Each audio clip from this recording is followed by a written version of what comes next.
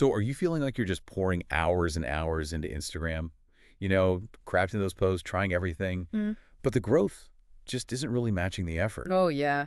It's a common frustration. That algorithm can feel like a total black box sometimes. Right. Yeah, And just keeping that constant stream of like fresh, engaging content going, that's a massive drain on resources for pretty much anyone. it really is a huge challenge. Exactly. Well, you shared this really interesting article with us, and it brings up a pretty compelling idea. What if the key to, faster, more effective Instagram growth isn't always more super polished brand content, Uh-huh. but actually leveraging the content your audience is already creating? Like maybe user-generated content or UGC is the shortcut. It definitely shifts the perspective on where good content comes from, doesn't it? And that's exactly what we're diving into today. Yeah. We're going deep into this specific source material you provided, the mission, to really pull out the most important insights, the practical stuff on how you can actually use UGC for growth. Yeah, let's unpack it. Think of this as your guide to understanding the strategy. The article does touch on boosting your social media presence generally. And actually, speaking of boosting profiles, if you're looking for ways to boost your social media profiles, rapidboost.net is a website that offers services for that. Just putting that out there. Okay, but back to this article in UGC. It really focuses in on the power of it. Right. So first things first, what exactly is UGC? The source defines it pretty clearly. It's basically any content, could be photos, videos, stories, even reviews created by users. People who aren't paid by the brand. Exactly, not paid. And often they create it because the brand asked, maybe through a campaign or just a general call out. It's like digital word of mouth, but you can see it, your followers, your customers, showing how they actually use your product or engage with your brand. And the article makes a really strong case for why this is so powerful. It basically boils down to social proof. Social proof, okay. Yeah. They cite this pretty striking Nielsen statistic. 92% of consumers trust organic, user-generated content more than they trust traditional advertising. 92%. Wow. I mean, that number alone is kind of staggering. It is. And it makes sense, doesn't it? Like when I'm thinking about buying something, I definitely want to see how real people are using it, their unfiltered take, not just some perfect ad shot. Precisely. People crave that genuine validation from their peers. UGC delivers that authenticity, that relatability. It's something highly polished brand content often struggles with. It just builds trust almost instantly. Okay, so the core idea is clear. It's content from your audience, and its power comes from trust and social proof.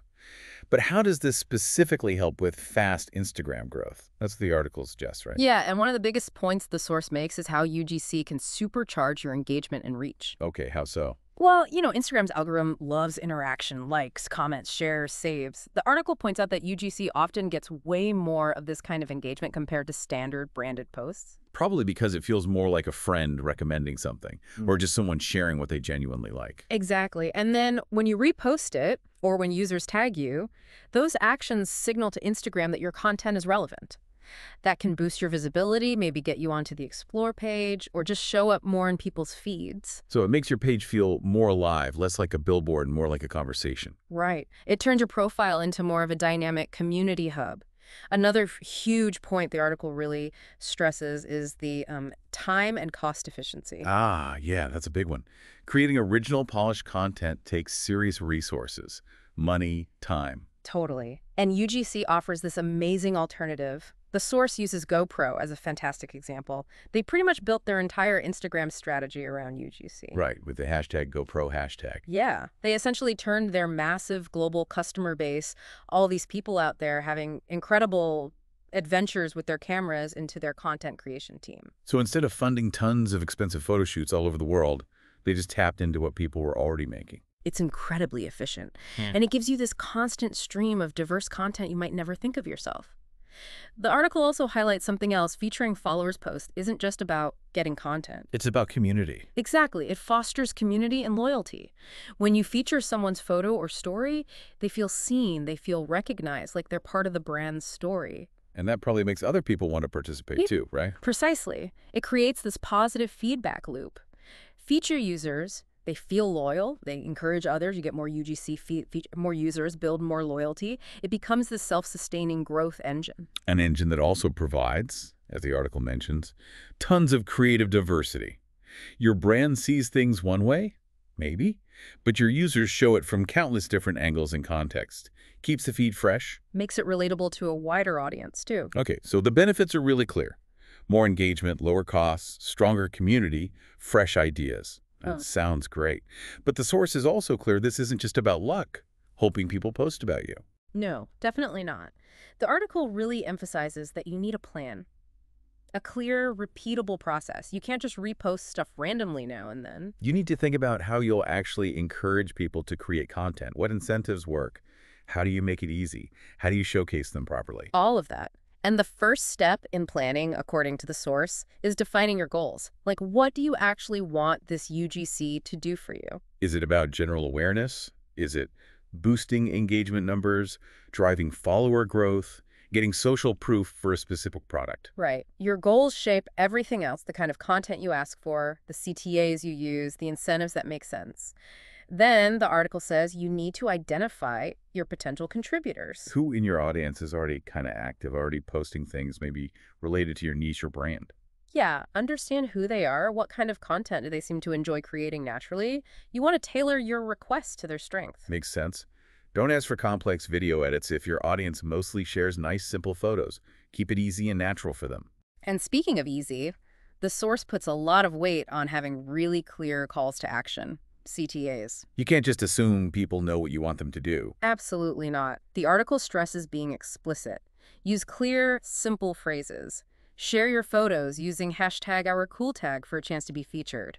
Or tag us in your stories showing how you use product X. Tell them exactly what to do and maybe what's in it for them. Which brings us to incentives or recognition. That's another key part of the plan, isn't it? It is. Often, just a simple shout-out or a repost is recognition enough. People love that spotlight. But the article suggests you could also consider things like monthly prize draws, maybe discounts, or even access to exclusive content as extra motivation. And one last strategic thing they mentioned for planning, branded hashtags. Yes. Choose them carefully. They need to be unique to your brand, easy to remember, easy to spell. Think like #Shitanaphone or, well, maybe not quite as big, but you get the idea. It becomes the central place to find all the submissions, like a digital filing cabinet. Exactly. Okay, so you've got the plan. Now, how do you actually, get and manage all this content? The article gets practical here. First step, they say, is making it super easy to participate. Reduce the friction. How? Like maybe pin instructions in your bio, create an Instagram story highlight that explains it, and definitely engage with posts where people are already tagging you, show them you're paying attention. The easier it is, the more people will actually do it. Simple as that. Then you need a system for monitoring submissions. You got to regularly check those tagged photos, your mentions, and search your branded hashtag. The article suggests using Instagram's own saved feature. It's simple, but effective for flagging potential posts to use later. Okay, and this next point feels really important. The article stresses it a lot. Getting permission. Critical. Absolutely critical. You must ask for explicit permission from the creator before you repost their content on your own feed or stories. Unless maybe the contest rules clearly said using the hashtag grants permission. Right, that's the exception. But generally, ask first. It's not just about avoiding legal trouble. It's basic respect for the creator. You're building relationships here. Yeah, good point. It's a collaboration. Yeah. Once you have permission, then what? The article talks about curating. Curation. Not every single piece of UGC someone submits is going to be the right fit for your brand's feed. Right. Maybe the quality isn't quite there or the style is totally different. Exactly. You need to select content that matches your brand's visual style, your quality standards, your overall message. Be selective. And when you do repost, the article advises adding your own caption. Give it some context. Maybe tell a little story about the creator or why you loved the post. Yeah, makes it feel more integrated, less like just a random repost. It adds value. And the final practical tip from the source. Mix UGC to your regular content calendar. Don't just do it randomly. Plan it out. Aim for a good balance between the user-created stuff and your own original brand content. That keeps the feed feeling dynamic, authentic, but still professional. The article uses some great examples to show this works. GoTro, obviously. Yeah, their feed is almost all UGC with #GoPro, constantly showing real adventures, which naturally attracts people interested in that lifestyle. And Glossier is another one the source mentions, encouraging those unfiltered, real customer photos with #Glossier. It turned their fans into ambassadors. Drove huge engagement and reach for them very organically. And think about Starbucks, too. They use those seasonal campaigns like the holiday cups. Oh yeah, everyone posts pictures of those cups. Exactly. They use specific hashtags for those campaigns, and it sparks massive viral participation, builds that community feel every year. These examples show the principle works. It's not just for giant brands. The idea applies to anyone. Okay, but how do you actually know if your UGC efforts are paying off? The article talks about measuring the impact. Super important. A key metric is tracking engagement specifically on your UGC posts. Compare the likes, comments, shares on those versus your regular branded content. And the article mentioned a stat. Yeah, from Stackla, saying UGC drives like twice the engagement. If you see that happening on your profile, that's a really clear sign it's working. You also need to look at follower growth and just overall reach, right? Did your follower count go up when you were pushing UGC? What about impressions for your posts or your hashtag? Instagram Insights gives you a lot of that data, or you can use third-party social media tools too. Another thing the source says to watch is your branded hashtag usage. Are more people using it over time? Is the number of daily or weekly submissions growing? That shows your campaign's health. Definitely. And if your UGC is linked to, say, selling products, maybe you used product tags or link stickers, track website clicks, or even conversions coming from those UGC posts. Because that UGC traffic might convert better because of the trust factor. Often does, yeah, because it feels like a peer recommendation. And finally, don't just look at numbers. The article says pay attention to the qualitative stuff, too. Like the comments, the general vibe. Exactly. What's the sentiment? Are people excited? Do they feel included? That tells you a lot about brand loyalty and how people actually feel about your community efforts. Okay, so for you listening, sitting with all this information, what are the first concrete steps you could take based on what this source suggests? The article lays out some clear action steps. First, just look at who's already active, who's already talking about you or tagging you. Start there. They're likely your most willing participants. Second step. Develop that unique, memorable, branded hashtag, and then plaster it everywhere. Bio, captions, stories, maybe even on packaging if that applies. Third, maybe launch a specific UGC challenge or contest. Keep the theme clear, the rules simple, and make the recognition or incentive something people actually want. Then fourth, commit to the process. Ask for permission consistently. Repost regularly in your feed. Stories, reels. Always give credit and tag the creator. Make it a habit. And finally, analyze and iterate. The article really hammers this home. Check your insights regularly, like weekly. See what types of UGC get the best response. Which creators seem to resonate. And then tweak your approach based on that data. Keep refining. Oh, and the pro tip the article adds is great.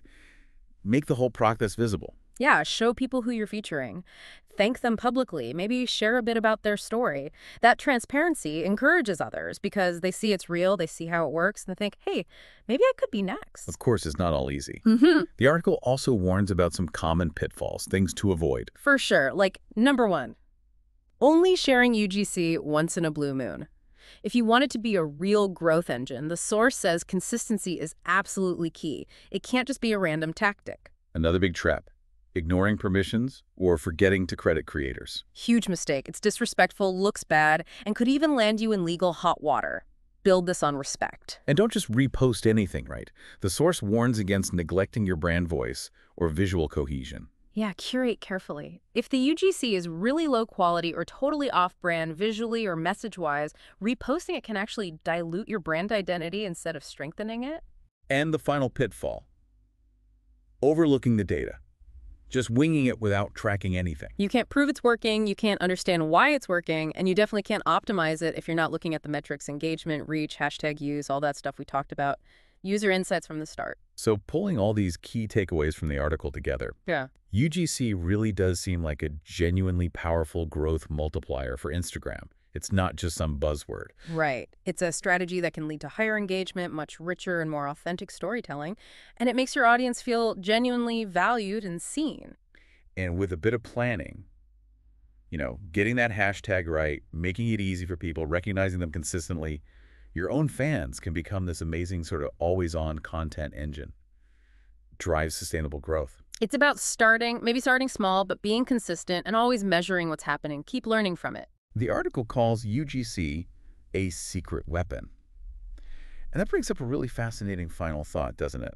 For you, thinking about growing your own brand's presence, Does this big shift towards authentic, peer-created content mean the future isn't just about finding the next huge influencer to collaborate with? Yeah. Maybe it's actually more about cultivating and empowering the incredible community, the audience you already have, Yeah. focusing inward first. Exactly. What does that kind of fundamental shift in focus mean for how brands should approach content creation, community building, everything, really, going forward? Definitely something to chew on as you take these ideas and think about building your own vibrant community.